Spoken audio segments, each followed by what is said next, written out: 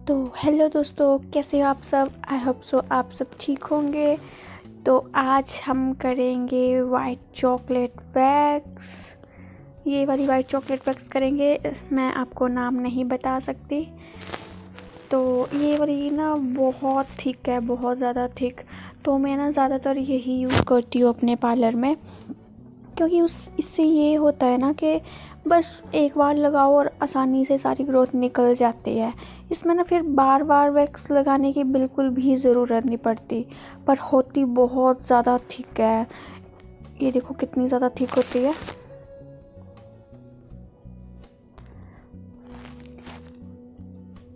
बहुत हार्ड होती है, इतनी हार्ड होती है कि इसे नाइफ़ से निकाल के वैक्स हीटर में डालना मतलब डल ही नहीं सकती।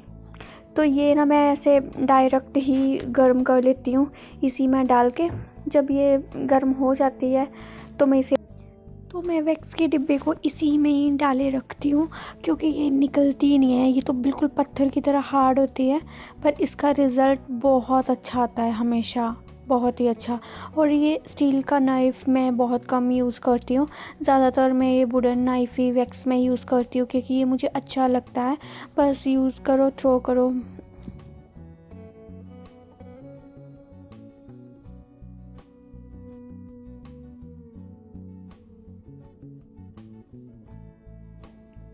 तो वैक्स हो गई है गरम, तो अब फटाफट इसे शुरू करते हैं करना। तो वैक्स करने से पहले हमें अच्छे से लगा लेना होता है पाउडर। बहुत ज़्यादा भी नहीं लगाना है, बस हल्का सा ही लगाना होता है। और जब भी वैक्स करनी हो ना, तो हमेशा हेयर की ग्रोथ देखनी होती है कि कौन सी साइड को हेयर की ग्रोथ है, कौन सी साइड को नहीं है। तो जैसे बाजू में नीचे की तरफ हेयर है, तो हम वैक्स नीचे की तरफ लगाएंगे और पट्टी को ऊपर की तरफ खींचेंगे, ठीक है। और अगर हमने वैक्स नीचे की तरफ को लगाई है तो पट्टी को ऊपर की ओर खींचना है, और अगर वैक्स ऊपर की ओर लगाई है तो पट्टी को नीचे की ओर खींचना है। और अगर आप घर पे खुद वैक्स कर रहे हो, आप बहुत ज़्यादा एक्सपर्ट नहीं हो वैक्स करने में, तो इस चीज़ का हमेशा ध्यान रखना। ये देखो, इतने छोटे छोटे पैच में ही वैक्स करना, एक बारी में ही नहीं कि सारे बाजू में एक ही बारी में वैक्स लगा दो, ठीक है। तो थोड़े थोड़े पैच लगा के ही आप स्टार्ट करो वैक्स करना।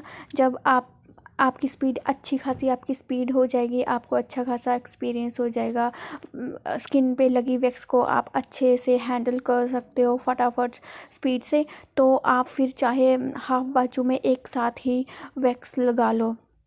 पर हमेशा इस चीज़ का ध्यान रखना है कि वैक्स बहुत ज़्यादा गर्म भी ना हो और बहुत ज़्यादा ठंडी भी ना हो, ठीक है।